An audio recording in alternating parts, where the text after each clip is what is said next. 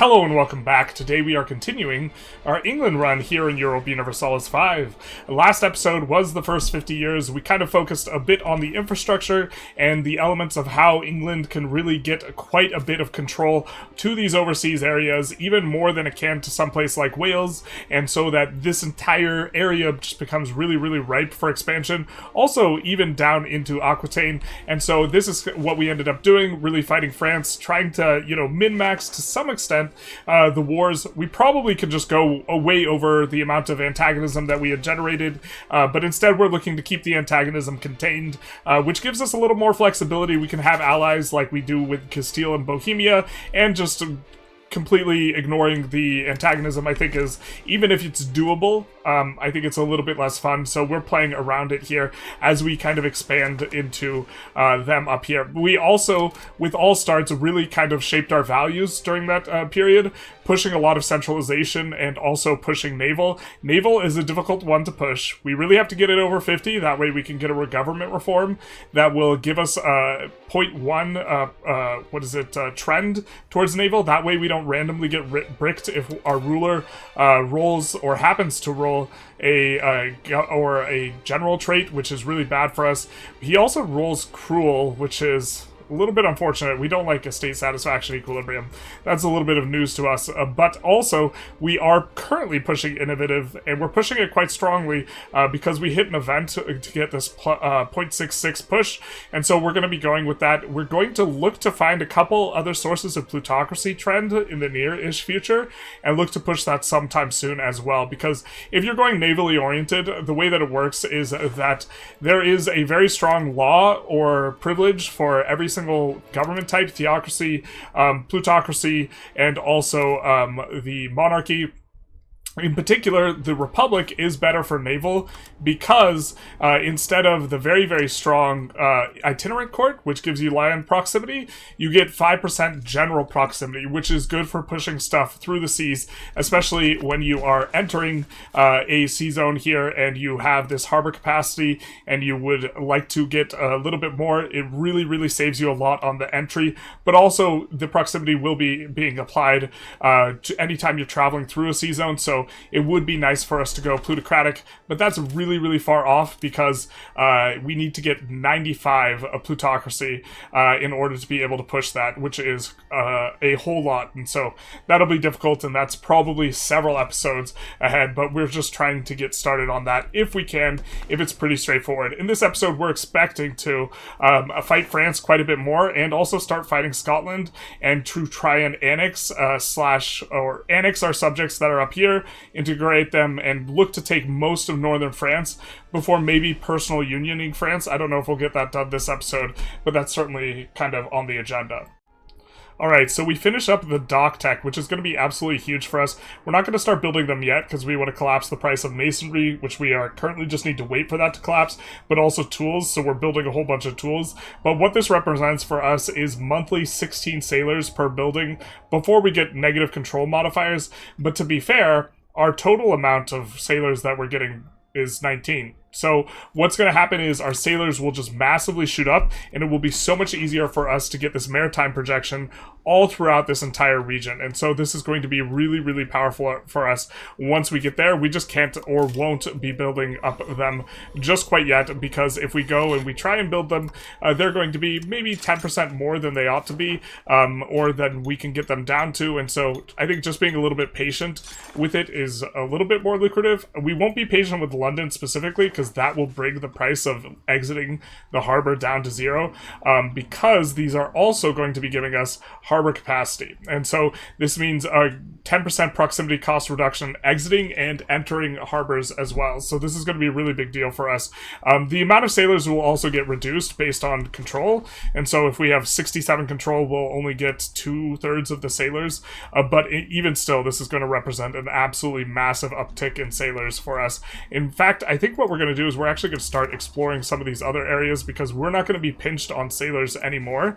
And so we can start to prep us going colonial eventually, and also set ourselves up to spawn colonialism, the institution, which requires that we either explore, I think it's explore this area or this area, something like that, but we can make sure that we do that. So our truce with France is up. They are currently the only one upset with us, but man oh man, they're upset. So they made the coalition of one. We are going to be fighting them though, and we are going to use one of the CBs we have created by virtue of subjects we have having claims. In this case, we're going to use claims on Upper Poitou. This way we can go in on them and have reduced cost or reduced war score cost for everything with claims on province. Conquer, subjugate is cheaper, and this is also nice because there's no fort here, so it'll be very easy to take. All we need to do is just take the province and then stomp their army out a few times, and we should be able to get a fairly good peace here. We're going to co-CB Scotland, though, and maybe rumble a little bit with Scotland more than we used to, or more than we have before, because this is going to be the first time we rumble with Scotland in the 100 Years' War.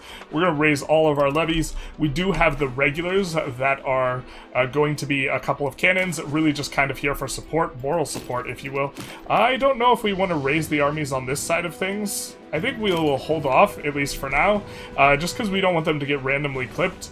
We can raise them after we get some sort of army across, and then what we're also going to do is we are going to call this guy into the war in order to, the Second War of English Aggression, have them help us out, and Bohemia should be more than enough to handle this mainland stuff, at least for some time, while we go and handle Scotland for forever.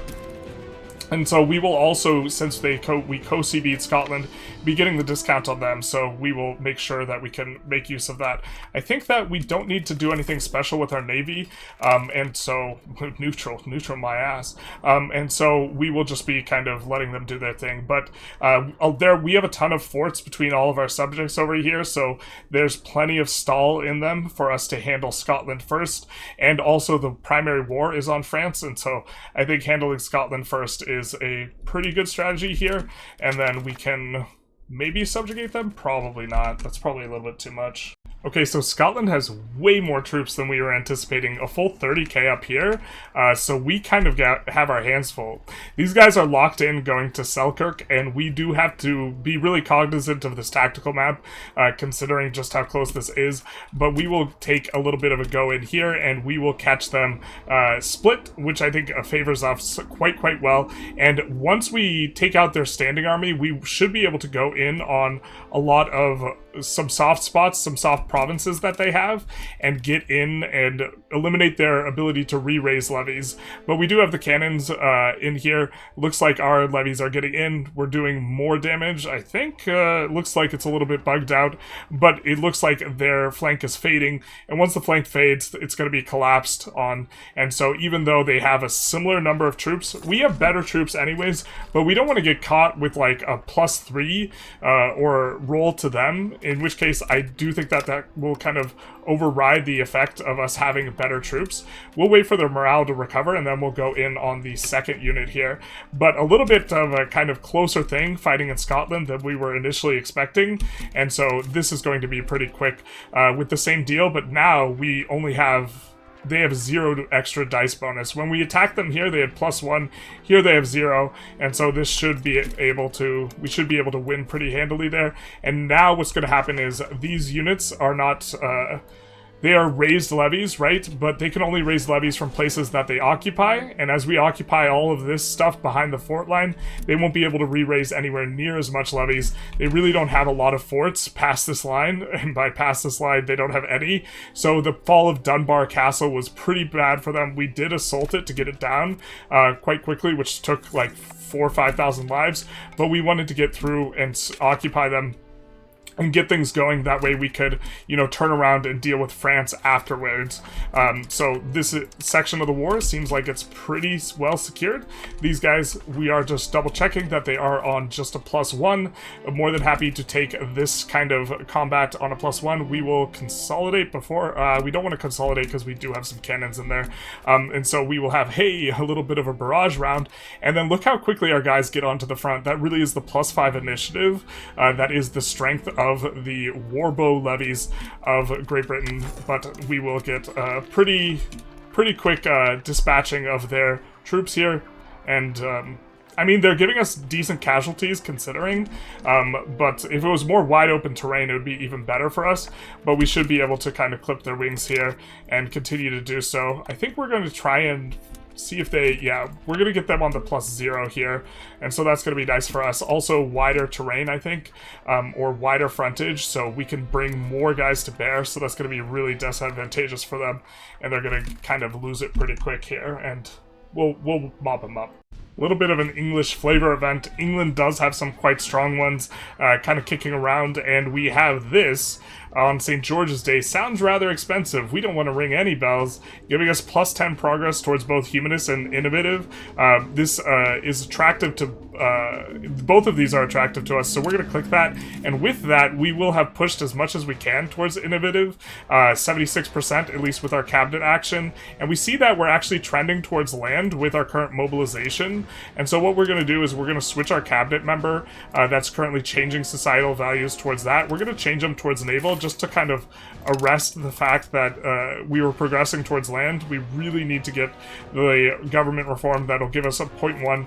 That way we will trend more in that direction. Looks like we get a stack wipe on them, and they won't be able to re-raise very easily. In fact, I think we can, at this point, just split the army and send some and use some to kind of siege down and the others to chase down armies, this type of thing, because I don't think they can handle a 15 stack. We just got to make sure that those armies are balanced out and do have kind of fronts that have units assigned to them, but this should work out for us. We'll kind of just deal with them real quick and then come back and siege these provinces.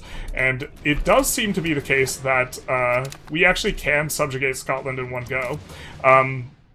They are at 104% cost. However, if you occupy someone for an extended period of time, their control tends to drop, and as their control drops, they get cheaper to take stuff from them or subjugate them, and 4% is something I think we can push from them if we just occupy them for an extended period here.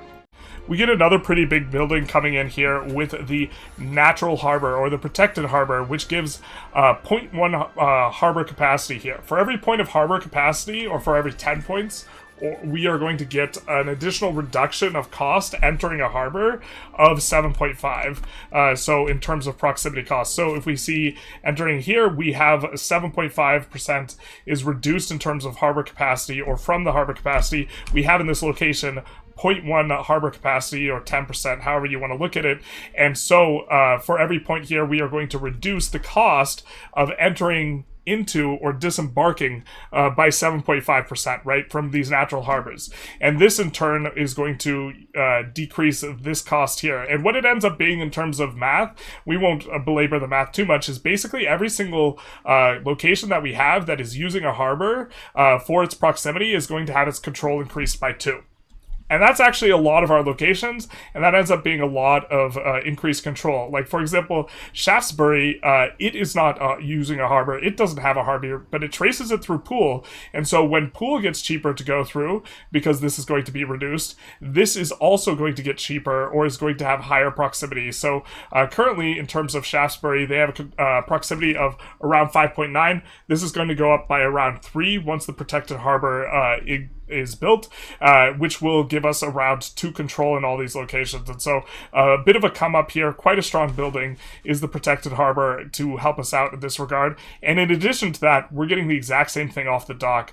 We didn't really talk about the math too much with the dock, but it's the same thing, the 0.1 harbor capacity. And so this is going to represent for us quite a bit of a come up in terms of, if we look at the control map mode and what it looks like, we're going to have these numbers start to creep quite a bit higher, and also our proximity map mode is going to start to look quite a bit better here off of these. A little bit of some intrigue here. Whispers of the halls. An emissary has appeared at court with apparent information of great value. Apparently a group of dissident lords, loyal to the previous establishment, is rumored to be secretly plotting to overthrow the king. Well, that's a pretty penny, and we're not going to pay it. But we'll see if we get some random, like, super bad event for us, or if this is War of the Roses or something like this.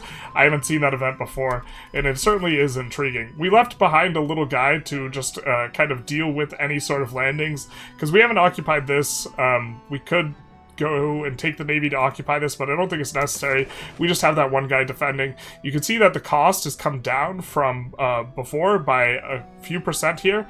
In fact, we can send this. Why can we send this if it's over 100%? That's curious. Has it not adjusted? If we do this... Oh, I guess it's... Yeah, okay. Well, we'll do the things. We didn't show this that much last episode, but these France wars are just an absolute cluster. It's really hard to tell what's going on sometimes. We actually see this 17k stack, which we haven't seen before. We had split up our army with kind of the understanding that they didn't have a big stack like that, so let's unsplit up the army and hope that they won't get there before we can kind of rejoin. I have no idea why we would ever... Oh, Feast of Epiphany. Cancel our attendance or attend as planned. Is this gonna kill our boy? This does appear to be a little bit of an event thing. We actually kind of don't like this guy because we don't like a state satisfaction equilibrium negative, so we will attend as planned and maybe get our... Oh, what's this? A coup d'etat. The rebels arrive at Windsor Castle to find the king in the midst of celebrations. They are accompanied around 400 men who quickly apprehend John II Plantagenet. Well, we don't want to offer concessions. We'll take... we'll let someone die. Well, we were hoping it was this guy, but okay. He's cruel. He's not cool. And he's giving us a negative, you know, estate satisfaction equilibrium. Alright, so we have a peace deal. We are going to subjugate Brittany, and then we are going to vassal feed a bunch of our vassals a couple locations. We're going to feed these 2 locations to Normandy here. We could maybe try and... No, that's such an expensive location. We're going to feed these 4 locations to Flanders, which we are currently annexing. 3 of these are already their cores, so they'll work to core this, and they should be able to core it before we finish the annexation. And so that'll give us a nice big power base kind of over there. And then we're feeding a location to Toulouse. It is a silk location, doesn't require or doesn't cost too much war score. And then a couple locations to Poitou here. And so this will be our peace deal. 97 war score. Pretty solid, and so we will have at it. And here is our coalition, actually, in terms of what's developing. The only people in here who are... or everyone in here is a subject of France or a subject of us, so this won't start a coalition. So we will still be kind of smooth sailing here as we take a big chomp out of France. And now I think if we wanted to, we could conclude the 100 Years' War. We would be able to next fight, go after them and take enough land, or sorry, to... I think we can PU them. I'm not 100% sure if we have enough land in here, but the enforce union with France, a peace deal, might be on the table in terms of something we could do. If we have over 130 locations that are ours, this will also close it, so we have to be careful not to take too many locations in France if we want to keep it open, because we only have 24 more locations we could take. So maybe we do 2 more wars, 1 more to take a bunch of locations kind of up at the coast, this type of area, and then 1 more war to PU them, and then have them as a personal union as we look to annex the coast and keep control over the coast for ourselves. We currently have a fleet of 28 ships, none of which are light ships. We add 50 ships, 50 light ships to the queue, and so with that, we should be able to really maintain a lot of control over all of this area that we have here. And so we should be able to get full maritime presence everywhere, which will be really good for propagating our you know, proximity here. And already the proximity map mode, just from the natural harbors or just from the harbor increases, is looking a little bit better. We do annex Bordeaux here, or Aquitaine rather, which is the Bordeaux market. We probably won't add too much here just yet. We will check and see what the prices are. Looks like prices aren't collapsed yet, and so what we will do is we will go about building masonry up, and we will look for any locations that have clay or stone, which we have some, and we will look to add a few of these here. We'll also add lumber, kind of just prep for our ability to expand out there. Looks like we do need a little bit more money, so let's actually rake some of this back and go for that. But we are also going to expand lumber camps, this type of stuff, to prep for our ability to build here, because right now we have 0 proximity. However, we will get proximity soon because we will be, you know, having this huge abundance of ships. We can't actually patrol everywhere here, and so what we are going to be doing, we have it set up so that they will try and patrol here, but we have a blank spot here, and so we are building a trade center here. Or actually, we had 2 blank spots, but then we started building a trade center here. Interesting, while it is queued up, it will actually give us the option to patrol this area, and so we will go for the full patrol. It is nice that you can get the exclam mark after you just click 1 location in that area, and so you can see where it is you need to be patrolling. We have a few overseas buildings, which is why we could, you know, patrol over here. and over here, but we have no interest in patrolling there. So we will do this, and that will be able to give us a good amount of maritime presence all over the place once we finish up these ships, which are currently in progress. So even though we have a couple of techs in the queue and we could get more spread of Renaissance, it's only 8 stab for us to accept here, so I think we actually just want the extra percentage research speed from accepting or embracing the institution. So we're just going to go for this here, and then also we're going to go over what we are going to be going for immediately. I think we're going to go for the government reform and cabinet seat pretty quick off the bat. Expected cost of court is a pretty nice modifier, but I think we're going to go for the universities next in terms of what we have available to us, and then I do think we will need more culture capacity, would be quite nice here. We don't have enough to accept everything we have, and we are not able to core as a result of it, and so this is going to be nice for us. We also improved the relations of the Flanders culture with our own, with Low Franconian, so they like us a little bit more, so that when we finish annexing them, it will be easier to accept them. We do have the issue, I think we do not currently accept down here the Gascons, but they do like us because we improved cultural relations with them before, so we see it's only 0.64 to accept them, but we don't have any additional cultural capacity. So that cultural capacity will allow us to fully core all of this area down in Aquitaine that we currently have integrated because we allowed our subject to integrate it, or it started out integrated, but it is not yet coreable. So that will be nice once we are able to research that for that. So we have a decent natural trend towards capital economy per our estate privileges, and at this point we actually just really want to push onto it because being zeroed out is pretty bad. Either traditional economy or capital economy is pretty good. We probably should have started actively pushing earlier, but now what we're going to do is we're going to get off of pushing towards plutocracy very, very slowly with our cabinet member, and we instead will begin to change onto capital economy here. And so this is going to, in the future, kind of trend us towards 0.4 or 40, and we are going to get discount on buildings, but more importantly, this fat production efficiency, 8% production efficiency. Just for a little bit of a comparison, in Oxford right here with our town, which to be fair, we would prefer this be a city, we are getting 9% production efficiency, so this is a big increase in production efficiency. And the way the math works on production efficiency, it increases your income by more than that percentage because it is applying as an output modifier, so it increases the amount of goods output without increasing the amount of goods input. And so since it is applying to something that is marginal, very often 8% will represent like a 30 or 40% increase in income from these buildings. And so this is going to be pretty good for us. We probably should have been pushing it earlier, but we didn't.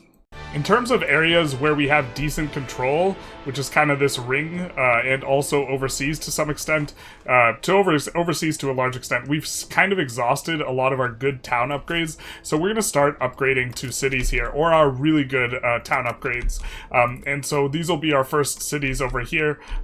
Looks like we don't have enough money for that one, but these are going to be good, and then we will be able to produce or get a lot more production efficiency from economies of scale here. Ooh, 19 from here. That's because we have wool in Norfolk.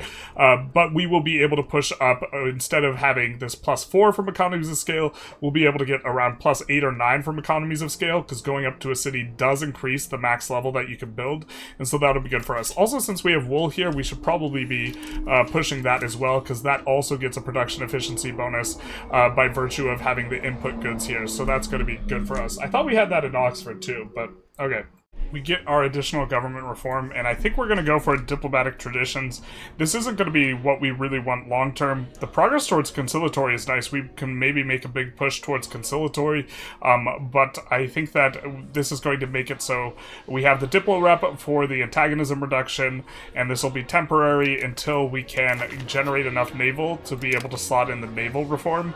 But it's also going to be nice to the extent that we are doing these 100 war score enforcements on France repeatedly to make sure that we keep the antagonism nice and low. We have been improving relations with kind of the people bordering them in order to avoid this, but I think in the near future we're going after Brabant, and I think the HRE doesn't like that very much when you do that. So Yeah, it depends on if they've updated it or this type of thing, but I believe the idea is that HRE is going to get big mad if you take HRE stuff, and so we're looking to take Antwerp and subjugate them. Maybe we do this in one war, maybe we do this in two, or maybe we just subjugate them and eventually annex them. That is also somewhat reasonable. I think do they have claims? No, they don't have any additional claims anywhere. Okay. So, a little bit of some interesting tidbits in terms of what's going on here. We have a patch somewhat recently that nerfed the increased province control. So you will see some videos where this thing is absolutely bananas. And to be fair, this is still probably good enough to be using.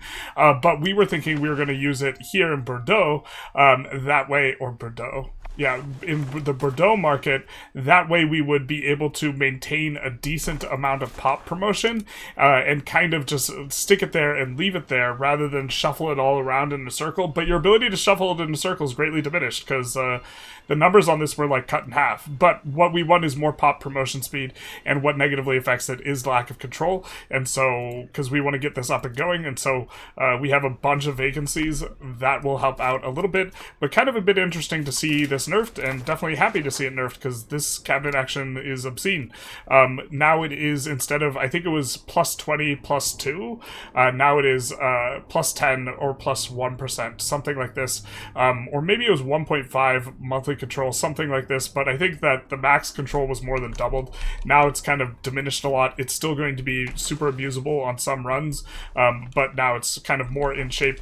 We are going to take a look here and see where we have that could probably support higher development areas, and then we're going to also check pops. And so what we're going to do is we're going to town up these two locations so that they can help set up kind of this area here, because we don't have much urbanization, and this will give us more to work with in terms of setting up this area, because even though we still don't have proximity down that way yet, these guys are really kind of hauling in terms of how quickly they give us the proximity. And right now they're just shuffling back and forth between here because they don't have quite enough, but we're building an additional 20 light ships. We can support quite a few more light ships. Look, our Navy's only eating 64 sailors out of 228, so we can really build out a whole lot more.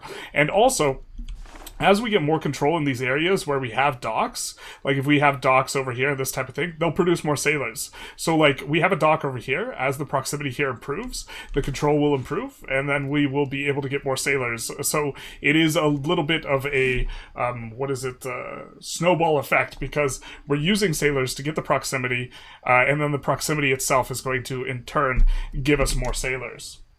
Universities is just such a huge tech, because not only do you get the university, which if you have really urbanized areas is going to give you a lot of literacy because it gives a ton of literacy to the burghers, and it's one of the best sources of cultural influence for a majority of the game. Also gives pop promotion speed, institution growth, and also the migration attraction. Really nice to have in your urban areas. On top of that, you also unlock education of elites law, which is going to give you quite a bit of stuff. I think we're going to go education of the people, because we don't need any sort of... There's some weird circumstances where you really care about whatever trend it is, and you want something in particular, and this isn't one of those cases, and so I think that we don't need to go and consider something too crazy, like doing one of these other ones, and just go education of the people, where we will be getting, for the most part, 5% literacy, because the majority of our pops are going to be in one of these four categories, particularly burghers, peasants, and laborers. If we take a look at our current pop profile, we just broke 3 million. We have 66% peasant, and then 26% laborers. So just the peasants and laborers alone is enough, but then the next most populous thing is the burghers, and then the next most populous thing after that is the soldiers. So education of the people will definitely help out. It'll also give us a humanist trend, quite a big one, and we might even be able to start pushing humanist. As that law comes up, we're going to be getting like 0.29 trend towards humanist, or sorry, 0.22 trend towards spiritualist. And then we can change up a couple of our other laws, so we might even be able to push humanist. The pushing towards capital economy is doing kind of alright. We're getting a little bit of production efficiency. Building cost is a little bit nice, but it's mainly about the production efficiency for us here. So we get this phenomena where when our subjects are mobilized, and now at this point they are getting quite a bit of country strength of all X versus Overlord, and enough of this, particularly with the vassals, to cause disloyalty. So what we're going to want to do is we're going to want to sort by the type of guy that we have, and we want to see all of these, and whichever one of these we don't really want to mobilize, we're just going to change up a bit. And so I think that Toulouse, generally speaking, we won't want them to join our wars because they are likely to be a liability against France, something like this, and they are a vassal. So what we're going to do is we're going to come in here and we're going to enable scutage, which is going to be, they pay us more money, but they can avoid joining our wars. And by doing this, we will make it so that they don't get as big a mobilization, so we don't get as big a penalty as this 32 here, and we will just kind of do this as needed. We got pulled into a war with one of our allies. We just told all of our subjects to just stay at home, don't bother coming to work today, by clicking them on stay defensive, and so this will kind of work out for us, but they are disloyal now. So you can see it's also true with the fiefdoms. I think maybe Scotland is going to pay us a lot of money, and they are going to maybe have difficulties getting onto the mainland, so we'll put scutage on Scotland as well, and so in this way we will be able to avoid disloyalty. Currently, we're even spending extra on the Diplo in order to get more, which is why we have all these extra diplomats, to be able to try and keep them a little bit loyal, because this is increasing our income here. We can show this. It's increasing our diplomacy income when we spend more here, because we are getting more from our subjects, and so it doesn't cost quite as much as it looks like it costs, but it is still net per notch 0.7, so we don't want to spend this much Diplo, but we can make use of the additional diplomats as well. We are currently, looks like they found our spy. We are also putting a spy network on Morocco so we can steal maps. We already stole this map of the Sahara here, and so that's going to be useful for us. We could also maybe do it on the Mamluks. The thing is, the Mamluks are going to have a lot of defense, and so maybe there's someone else that we can go for that is going to be able to give us kind of maps of over here. Can we put in a spy network on Georgia? We can. So we're going to also spy network Georgia and use steal maps a bit frequently here to try and discover stuff. In particular, we want to gain access to West Africa's gold in terms of trade. We are exploring here, and so we want to be able to push down here so we can see the full market, so that way we can trade with them. We are going to get started on our first colony here in the Azores. Just kidding, we don't have the range. Alright, so we decked on France again. Not too big a deal. We have done this several times at this point. And the 100 Years' War will end if we have more than 130 locations. However, if we have exactly 130 locations, it will not end. Either us or our subjects, and so we are going for this in the peace deal. It's going to make some people a little upset, but for the most part, I think Hainaut is the only non-vassal France that is going to now want to join a coalition. We will not be able to put in extra money. This is 98 war score and 24 provinces, putting us at exactly 130 locations, which means the 100 Years' War is still on, and we will, in the next one, just look to personal union France with the full 100 Years' War CB, and then after we do that, we're going to give them this location here at Mpes, or however it's pronounced, because this is the sad state of their proximity, and so we will annex these guys and then hand them over to France, given that France is going to kind of be a long-term personal union subject. And then we have, you know, kind of this situation here where, looking at ourselves and our subjects, we control the entire coastline, and we're really going to be able to project a lot of control there. So this is kind of what we planned. Other than this guy here, that's not what we planned, and we can't take this. This is off limits. This will end the 100 Years' War. But other than that, we have all this kind of coming in. We are starting to annex Normandy. We don't have to worry about them integrating all this land we grabbed from them because it's all cord. And so Normandy and Flanders are on their way into being integrated. And so after that, it will be Brittany, ideally, and then probably Wales, and then Scotland. Really, though, we can project much more proximity to these areas than we can Scotland or Wales, so they're much more of a priority for us to integrate. So for tech, we are going for the stuff in the first age tree. You want to research all of it in the following age, or anything that you want to research, you want to make sure you finish in the following age, because you get a discount, but the discount doesn't increase as you go up in age. And so just in terms of maximizing your total research, if you are going to research these things, you want to research them in the other age. And we don't want to forget, and maximum RGO size of rural is a plenty fine modifier, so we'll go for that. And then we will go for bureaucracy, rag paper, and the counting house. All of these are very strong for us. Rag paper, it's going to be nice to be able to use cloth to make paper, so we're going to have to increase the cloth output. This is going to be good for our crown power, obviously, although we're not hurting for crown power. It'll be nice to get more things from it, including more trade income. Here we're going to probably end up putting in centralized bureaucracy, and the additional trend on the centralization will allow us to go for the itinerant court, which was going to give us land proximity, so that's going to be good. We will also want to probably go entry pot here, which will give us a lot more trade, especially because we control a lot more trade capitals.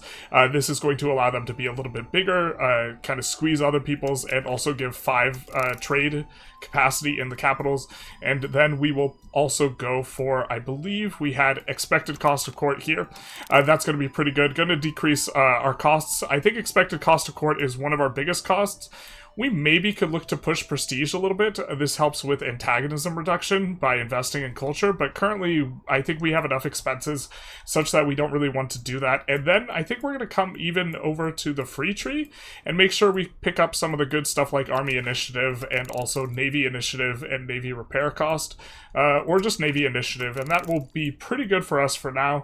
We're not going to go expected cost of court here, for example, though, because this is a Catholic tech, and we are planning on, if we can, swap onto Anglican, and if we can't, swap onto Protestant of some kind. So we don't want to get Catholic techs knowing that they are going to disappear. We'll also put a Deus Vault, because that is going to be something that we are interested in as we kind of gain more access to other areas of the world, like Morocco, and are able to go after them. Also, we might end up fighting down here in kind of West Africa, so it'll be nice to have that in there, but mainly in kind of cleanup mode as it relates to the techs, getting the techs we want but not the techs we feel that we have to rush.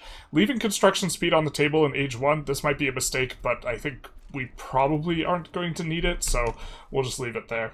So, Sponsor University is a very special parliament that we like a lot because it gives us monthly progress towards innovative 0.5, which means you can pop it, and then we will be now progressing 0.84. But wait, there's more. Shout out to the guy who just died. We can also change societal values towards innovative as well. And so for the next 6 months, while this ticks, we will be generating a little over 1 innovative a tick, allowing us to go up to 80. So a nice little way to gain progress is you don't really care about the university. It's all about just getting that 0.5 progress, because with it, generally speaking, you can push all the way to 100. And this is one of the easier ways we push to 100. In fact, we're probably going to spend most of our parliament juice. We're going to click on naval support. Hope we high roll. No, we don't high roll behind it. And this is a little bit unfortunate because we don't want to make the Lords super pissed. And if we click that, we make the Lords super pissed. We want to peek behind what's here in order to see if we can get more. We're really trying to push naval.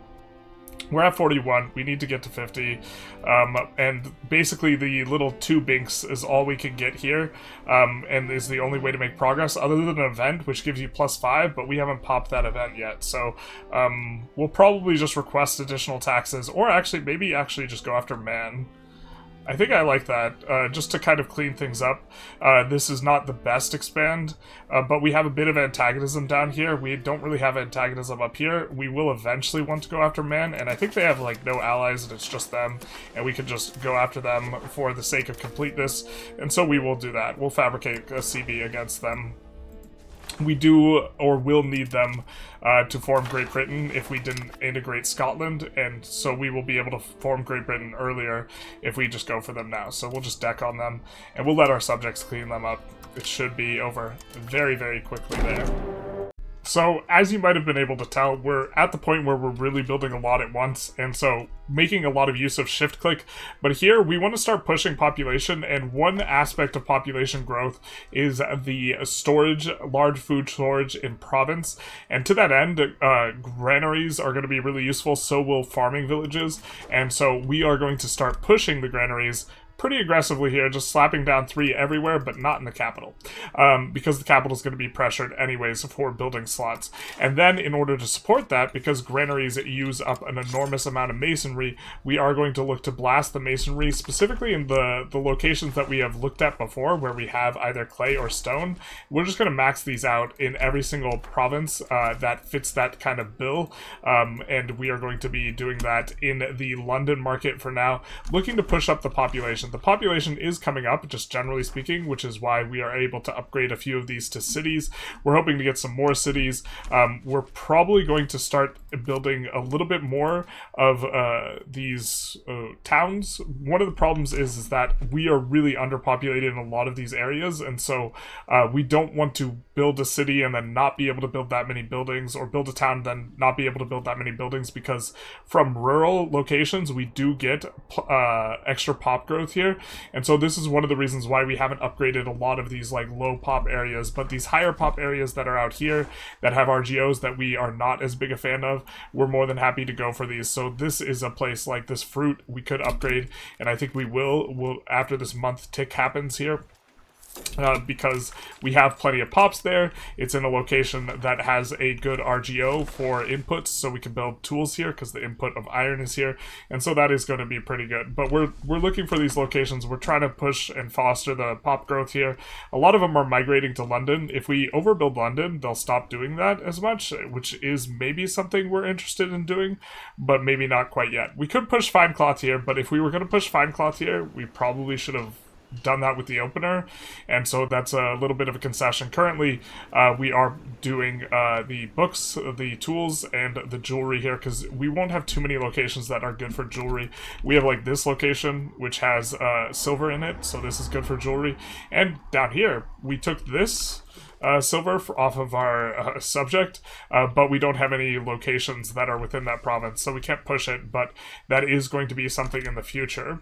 Also, we're taking a look. We have Poitouvan and this culture. We're actually not going to accept these cultures in order to deal with it. Once we get integrate area or assimilate area, this is probably the first place we're going to assimilate in order to form cores in Poitou, because currently don't have any cores there. It'll be nice and neat to assimilate area there. We have a decent amount of proximity there.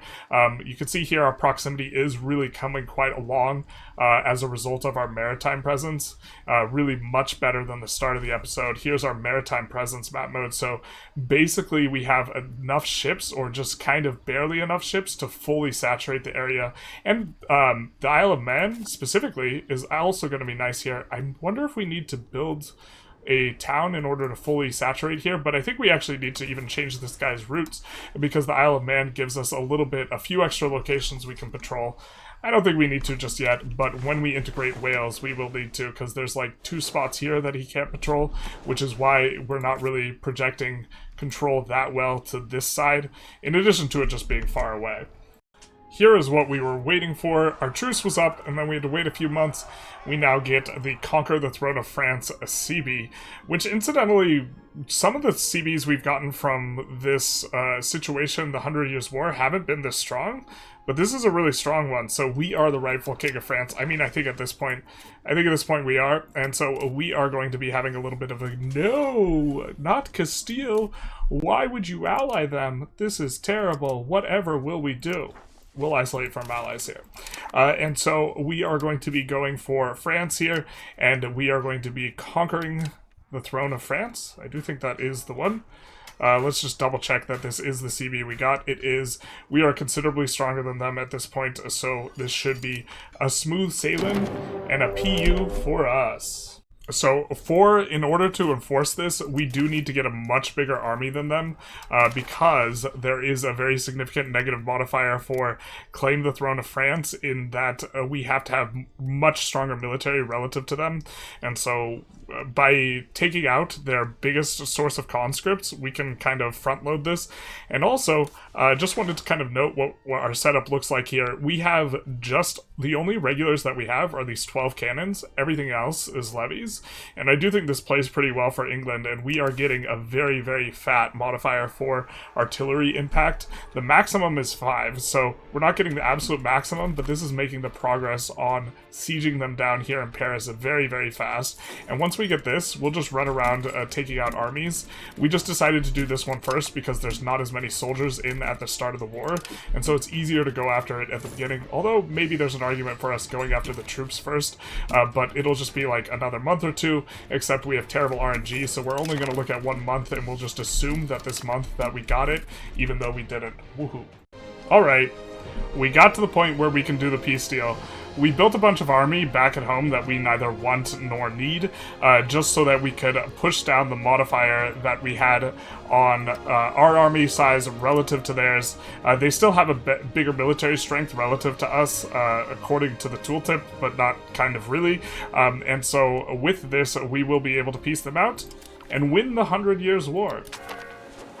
We will form a union, we will white peace all the subjects, and we will white peace all the subjects twice, actually, and we will become head of the union over France here. They, of course, are very upset about all that, and we will probably need to improve relations with at least some people here who are a little bit upset at what's going on. The coalition disbanded, yet not for long, my guys. So we will probably improve. Let's see who's actually super pissed. I guess no one's super pissed.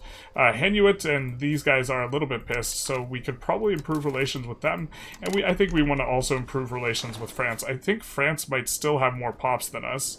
No, they have slightly less. Perfect. That's exactly what we wanted. So that way we can become the senior member.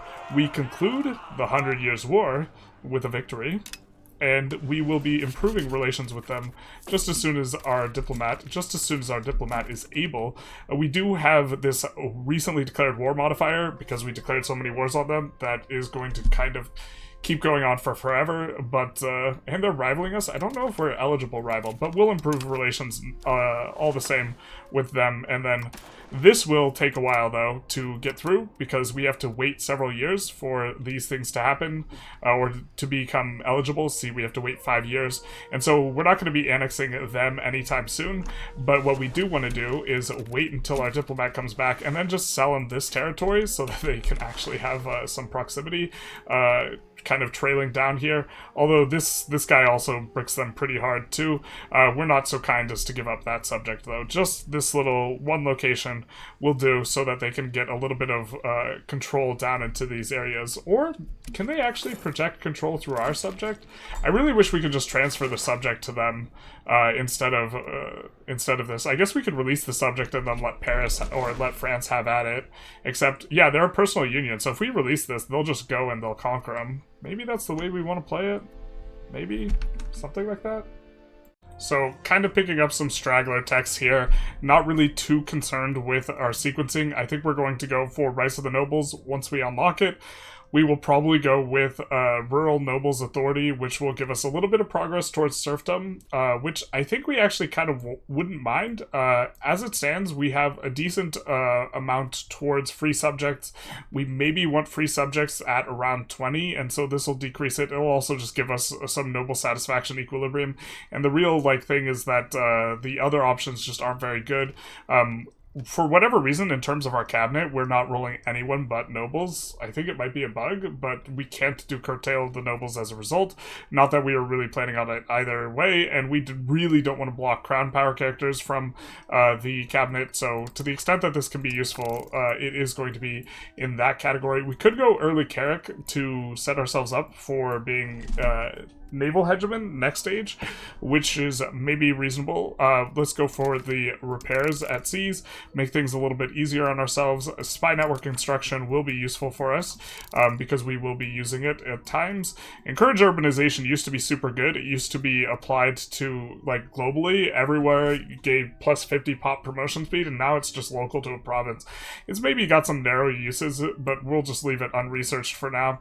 And then I think what we're going to be doing is we're kind of skipping over a lot of this military stuff because we don't need it. I guess we'll take correct section chance here. And it's unclear exactly how some of this stuff works, but currently we have the exact same stat line on Longbowmen as we do our current warbow unit, except for we raise 3% instead of 2%. And if the combat stats are exactly the same, or the stat line's exactly the same, the only difference is the longbowman is H2, and I'm still trying to get confirmed exactly how this works, whether or not these guys are stronger by virtue of being H2, because this is kind of opaque in the UI, and if they're not, this is actually a downgrade for us. So that's kind of why we didn't want to research that. We could go crossbowmen, but I think we'll just hold off to the next stage. We're not really looking to rumble with anyone who's big at all, because we kind of finished what we started with France, and so we will be happy to get some max literacy of nobles. Not really a bad modifier, but we are running out of things to research. We have another 16 years, and we definitely want this, so we'll go with that. I think that fort limit's probably an okay one. Still not used to playing with that. That is a new thing that you get fort limit, and I think that this is mainly what we have available, actually, so maybe we want to make sure that we have the construction speed here in time on the age 1 if we are going to kind of run out of useful text to research. We'll just put that in there, and then we will go for the decreased antagonism off of the legislative efficiency and something like this, but really just kind of closing out the age. 12 more techs. I think that we get that before in the next 16 years. Not really sure on the timing. We are getting close to 2 research a tick, and yeah, we should be at least in time for the construction efficiency. So we're going to get most of the techs we want here, and so that'll be nice. So we have a claim on Brabant from our parliament, which we used to gain this claim. And this is an interaction I just criminally underused because it is very strong. We go for a threatened war, and we go for it on Antwerp, and we confirm, and they say no, and what we get is a war, but this war is instead take Antwerp, and the war goal, or let's see, right in here, the follow-through on threat war goal is just way better. So we use the parliament to get this bad CB, and then we turn it into a good CB with following through on threat, and so that's pretty nice. Yeah, there we go. So for whatever reason, we haven't rolled a single burger character that we could get in the cabinet, but we get Theodore Nodder through an event, which is going to be perfect for us because you want to have at least one burger person in the cabinet when you're trying to push plutocracy, because you can roll a parliament that will allow you to get plus 10 progression towards that. I think we're also going to swap this guy out because we did see that we have crown power character available as well when we were kind of just poking around here, so we're going to swap him out for this in order to get the additional crown power. As it stands, we are at 30% crown power, but this should kick us a little bit higher, I think up to 31% maybe? Think? No? Okay, fair enough. For this war, we are just kind of pushing. We only mobilized out of a few provinces because we didn't feel that we needed the entire shebang. Austria did join against us, but we just called in Bohemia. We have like unlimited favors with Bohemia, and so it doesn't really, we're not really pressured in this way. We've been asking them for money. This scales with the size of our economy, so 3k, that is a pretty penny to be getting. And Bohemia should be able to stomp out Austria, and maybe we'll even take something off of Austria, depending on how things go. Holland is also in this, so we might even be inclined to take something off of them. I'm not entirely sure. We are going to be taking Antwerp and subjugating Brabant. There is maybe some sort of argument for... so we were currying favors with Brabant not too long ago, and we're doing that with Hanuit, and our idea here is that if we get up to 50 favors, we can accept their culture or ask them to improve cultural opinion. And this will make it easier for us to accept their culture and integrate them. So this is kind of our plan. I think we're going to actually start sending a gift, because there is a cooldown on this, to try and generate favors on Hanuit here. And so we're going to need to send 4 gifts, and then we will be able to improve the cultural opinion of us. Ooh, actually, we should have double-checked. Okay, yeah. They have to be the biggest person of the Picard culture, but they are. So we are going to be doing that and trying to get them to accept us, because look at all this. All this is Picard. We have a bunch of Picard territory. It's not Cord. We would love to accept the culture, but we don't have a lot of culture capacity. We have 0.4, although we maybe could actually accept Picard as it stands. No, this is going to cost a full point, and so we don't want to do that, and so that'll be a little bit of a thing for us. We also want to accept Breton, but that is also going to be expensive, and that one, we don't have someone that we can do that thing with. Unless we release Brittany as a subject, we don't have anyone we can curry favors with in order to get into a better position. But once we annex Breton, they will start costing a lot less, and we eventually can use this interaction as to improve cultural opinion, but we have a cooldown and can't do it until 44 here. So, thanks to our stealing of maps, we do have access to the Niani market from our Bordeaux market, and because of that, we can start importing gold into there. That's going to be very, very lucrative for us, because we can push the gold along somewhere else. It is going to take us quite a bit of trade capacity to make this move. I actually thought this was going to be more profitable. I wonder if we're getting pushed gold here in anyways. Let's take a look at the Bordeaux market and see just how much gold it has. We saw that it has a lot of gold. What are the sources?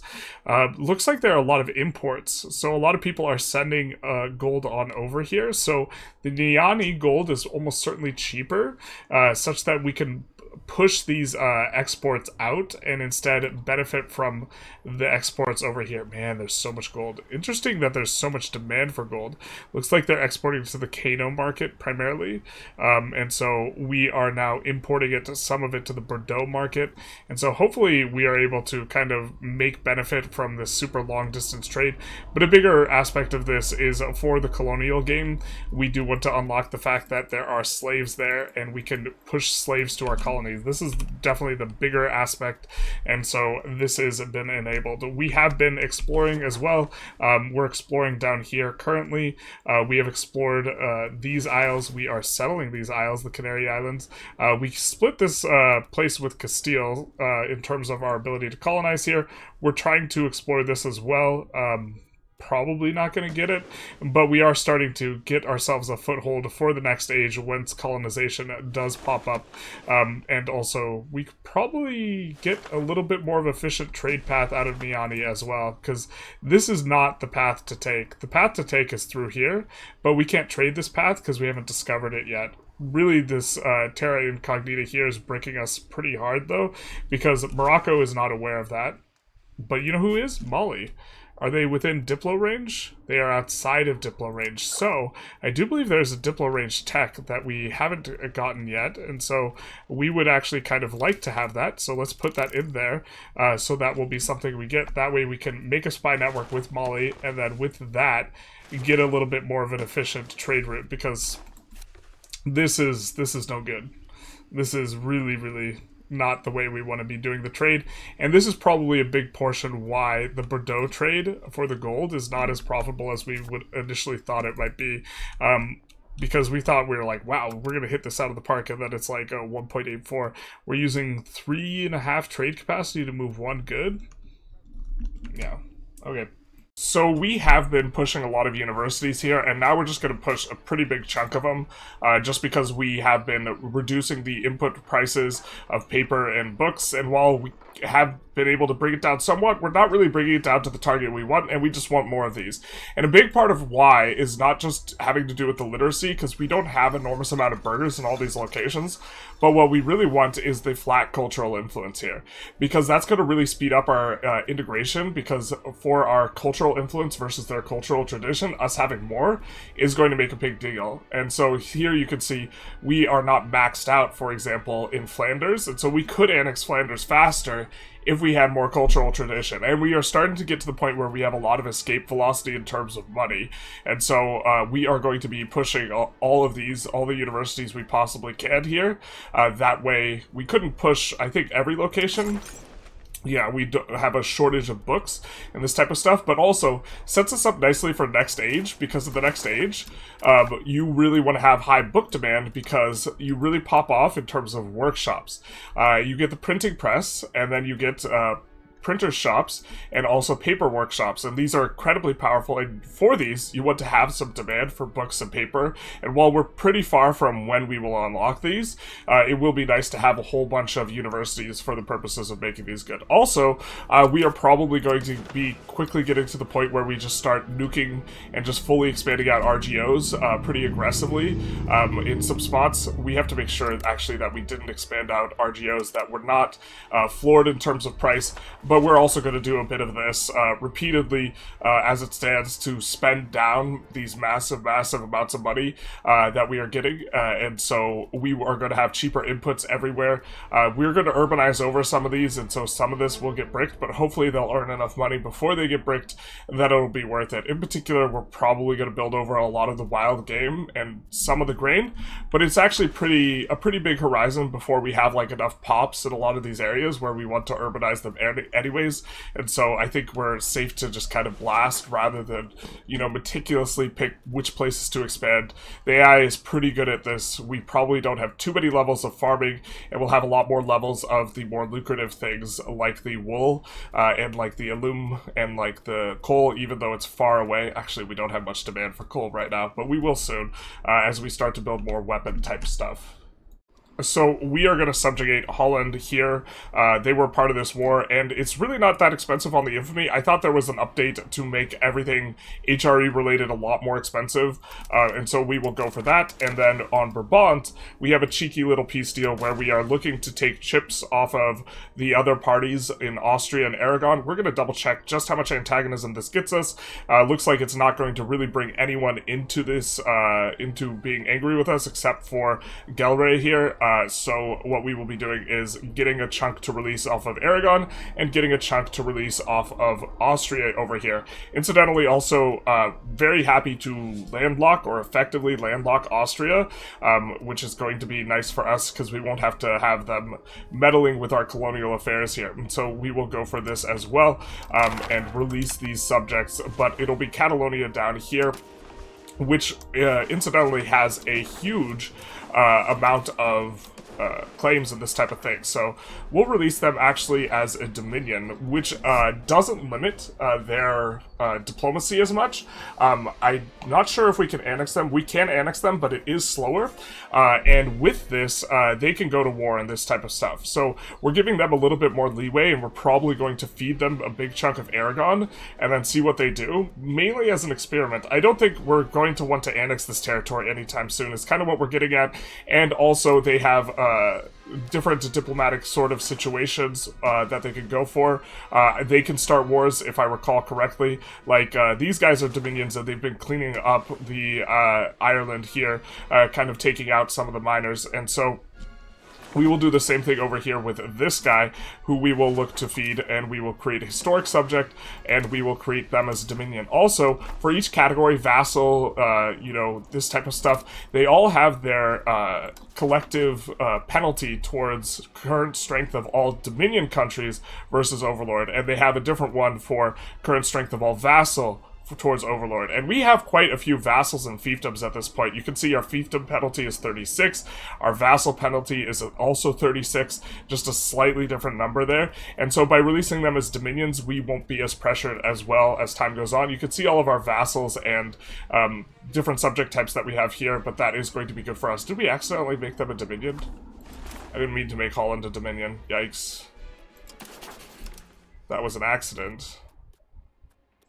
We might have to change their status to something else before trying to annex them, because our plan is to annex Holland. But we also took here Antwerp, which is where we are going to move this market from Bruges to Antwerp once we finish annexing them.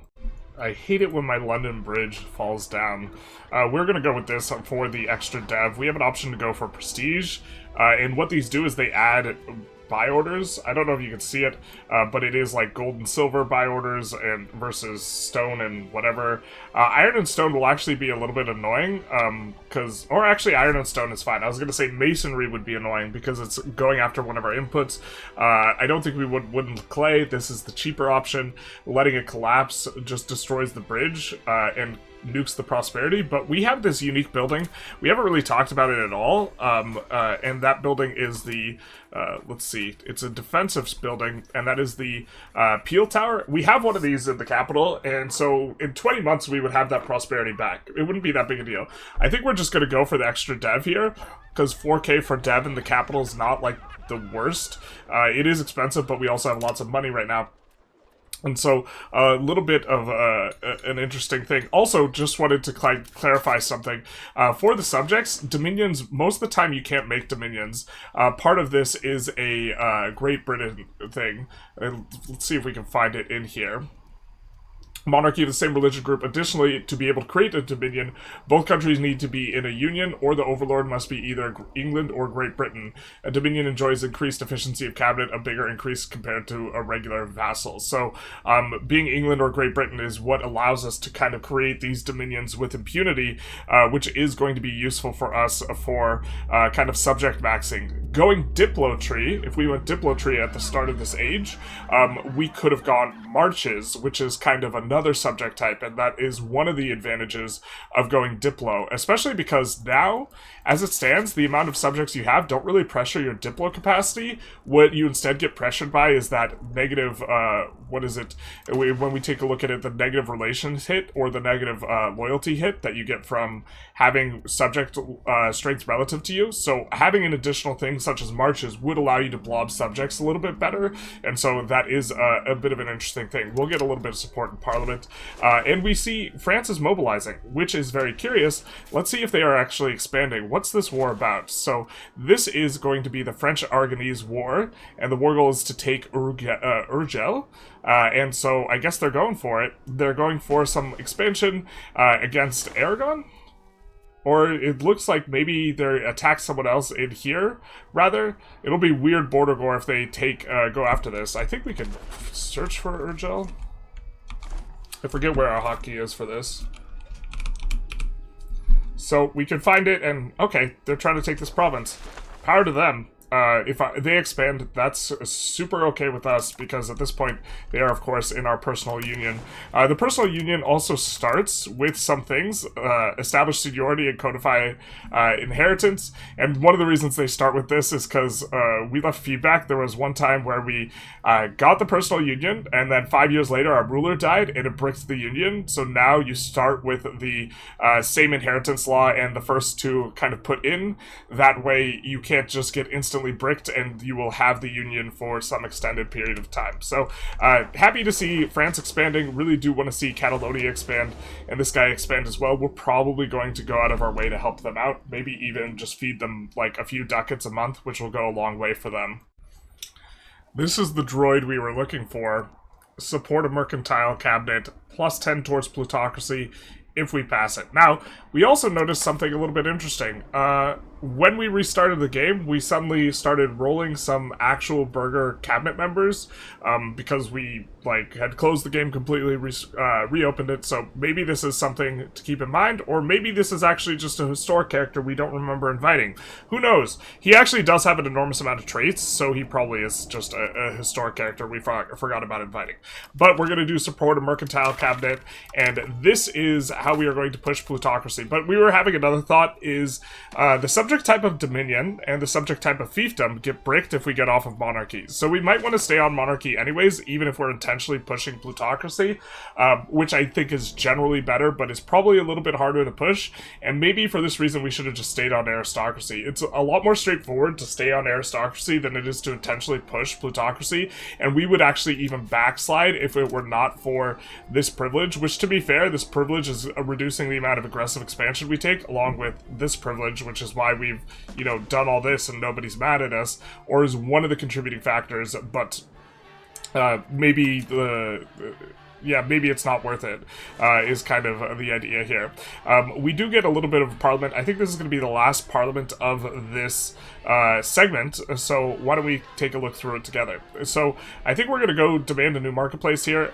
We're generally speaking wanting to turn over the leaves on the burger kind of things, and also we are at a point where almost every single noble roll we get is just going to brick us. So we can't click this button because we want to push towards 50 capital economy. We can't click this button because we'll backslide towards traditional. And this happens a lot with the noble stuff. With the burger stuff, we can turn this over and look at what's behind. I think that we also do want to push communalism as well, so we can look behind there, but there's not really too much that we can get. So this is what I mean when I say look behind. We're going to click and we're going to see, hey, there's another thing, and we are 85 towards innovative. We would love to go more towards innovative. We're gonna push additional taxes and then go for that, and then we're at 53 support. Would probably look for a CB somewhere and then call it a day. We don't want to make these guys too disloyal and deal with the rev and the decreased prosperity and all that type of stuff, and so we look for a war somewhere that is profitable for us. Kind of want to calm down a little bit over here, so maybe we look overseas to some extent, but it feels bad over here because we can get these wars with these guys via a spy network because of religious war, and we even have the Deus Volt, so a little bit awkward, but we could go for a CB on Morocco here. But we already have the spy network. We stopped building the spy network here, though, now that we have the Diplo range to spy network Mali. And so that's what we're going to be doing, discovering as much of this as we can via spy network so that we are kind of well set up for the next stage. We'll keep looking around and see if we can find a war we like. Just kidding. I'm an idiot. We won't look for a war because we actually want to pass this. So we will be getting plus 10 plutocracy here. We are starting to push some of the raw material buildings, which are a little bit easy to forget about, which are generally pretty good once you've exhausted a lot of your profitable opportunities in terms of your RGOs and your regular buildings, or your urban buildings. Here we are pushing bog iron smelters. Really nice because we do have a decent supply of coal, and here we are pushing in locations that do have outputs for the cattle. We are pushing fiber crops because they will get a production bonus for those. And then here we can take a look. We do have this enormous amount of coal, so our bog iron smelters will be generally really, really spammable and really, really nice. Normally what happens is you build a bunch of bog iron smelters, right? You build a bunch of these things, and then what happens is there's a huge demand for coal, and you have to build the charcoaler. I believe that it used to be in this category, but now it's here. And the charcoaler eats a lot of wood, and so there's this downstream effect where you need a lot more wood, and we are eventually going to get squeezed on wood. And so what the coal helps us to do is to get a lot more iron without really needing that, and so that is going to be helpful for us. We'll also make sure that we have this stuff like the rural smelters. We have these all expanded out. Probably should have pushed that a little bit earlier, and also for the sawmill, but we won't do this for some of the other buildings like windmill, because we're going to end up building over a lot of this stuff unless we know for sure we're not going to be building over the thing, or then in which case we'll put it down. But I think that most of our wheat, once it gets to high enough population, we'll want to build over, because we have so much food stuff in the wool and the livestock that keeping the wool and the livestock rural and urbanizing over all the wheat is probably an okay strategy. Maybe we'll leave a few unurbanized, especially if it's along a river where we do not trace proximity through, because we want pound lock canals for the ones we trace proximity through, but if we're not tracing proximity through a river, then we can build irrigation, and so that will be useful. Incidentally, we'll also push irrigation here on any food-oriented location. So the irrigation building is a really nice one. It does increase food output by 5% and add pop capacity. Pop capacity will help with the pop growth. So what we'll do is we will take a look at the resources, the underlying RGOs, and if it's food and not in the capital, we will just slap down a few of these. So, and incidentally, mostly food alongside our river here. And so just kind of squeezing out the more marginal aspects of what we can do with our construction, because we've already kind of utilized a lot of the stuff here. We don't mind building in our subject, who we're going to annex in the near-ish future, and that's okay. And so just kind of coming through and looking through these places, trying to get a little bit more out of what we're doing, because a lot of the really profitable buildings have already kind of been built out to a large extent in places where they have production bonus. We can spam tools in a few more locations, and this is probably good, but it's going to start getting pretty marginal here. Alright, we roll a very good explorer here, who actually has stats. Unfortunately, he is a little bit old, so he's gonna die relatively soon, because explorers tend to die around 50. It's a very dangerous job, but hopefully we keep him around. We could give him good midshipman. We have been doing this with most of the options, but this guy actually has good stats, so we will make use of him, and we will also send another gift to Henuit, which they are gonna get pretty rich. Actually, we need, yeah, this is gonna give us 10 favors. We're trying to get up to 50 favors, and this is relatively inexpensive compared to the advantage we will get from getting a little bit cheaper cost on integrating them later, or integrating people with their culture. We can maybe get on these guys. We need those in France, favors in France. We need to have a positive opinion to generate favors in France, but eventually we'll try and ally France and do this type of stuff to accept a lot of the French culture, especially with their subjects, because we could use favors with their subjects, but as it stands right now, they seem to be upset about something that happened over the course of the last 100 years. I can't imagine what. We also did discover this area here, and we are currently, sending out our spy network in Mali. And so let's just see if there is a more efficient trade route through this area, because this is something we were thinking about and caring about. How does the trade go through here? It still goes through there. Really? I guess we maybe need to discover these two other places here. Another day, another king. This guy died relatively early. Ooh, looks like we have those guys in the Union as well. I didn't even notice that. We released Champagne, and we also released these guys so that France could eventually eat them. But we will get a new king on the throne, and we will do the thing. The thing, of course, being finding our fleet and putting the king in charge of the fleet. I don't know if he's going to appear just yet. Yeah, he does. Perfect. We do want him to gain that trait, and it looks like he already has a trait. Interesting. Is he a historic character? Shout out to King Edward, maybe? Ugh. We don't like indulgent. Expected cost court is an expensive modifier. Luckily, he'll be dying sooner.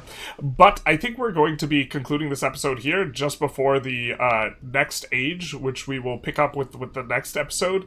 Notably, these guys were set to be annexed within this time frame, but they have gotten more expensive by virtue of them urbanizing more, both Normandy and also Flanders here, which is kind of a little bit annoying. We can knock down their urbanization if we want to, and downgrade them in order to make them integrate faster, but I think that's a little cheeky/cheesy, and we generally are only doing that when we want to preserve the underlying buildings, or the underlying, rather, RGO. If we would prefer it to be downgraded ourselves, then we sometimes do that, which, to be fair, maybe we could do with the dies, but I think Bruges is got a harbor bonus, and it's also on the coast, and so we wouldn't really want to be doing that. But this episode, we primarily won the 100 Years' War, we got the subjugation on France, and we completely dominated the coastline here, which is exactly what we wanted to set up for. Really kind of focused on establishing that big naval control. This is our proximity map mode. It's very, very strong. I think it's notable that in Antwerp, we have 85 proximity. Looking over here, in Harrow, we have a tooltip that's not giving us what we want. We have 84 proximity.